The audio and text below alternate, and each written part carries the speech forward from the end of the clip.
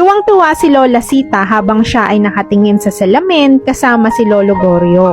Pero parang nag-reflect sa salamin na si Lolo Goryo ay isa ng skeleton. Pero hindi ito naging hadlang at naging masaya sila buong maghapon. Ginawan pa nga ng flower ni Lolo Goryo na headband si Lola Sita. At nung kinagabihan ay nakita ni Lola Sita yung picture nila kasama niya si Lolo Goryo na ito ay skeleton na. Pero biglang dumating ang kanyang asawa at inaya siyang magsayaw. Pero habang sila ay nagsasayaw ay bigla siyang natalisod at siya ay nadapa kasama si Lolo Goryo. At doon ay tumambad sa kanya ang katotohanan na ito ay matagal ng patay. At ini-imagine na lang niya si Lolo Goryo. Kaya't binisita niya ang puntod nito at siya ay umiiyak. Pagka-uwi niya ng bahay ay nakita niya ang kanyang katawan na wala na ring buhay. Dahil nung natalisod pala si Lola Sita ay namatay na rin siya. Kaya naman masaya siya at makakasama na niya ang asawa niya.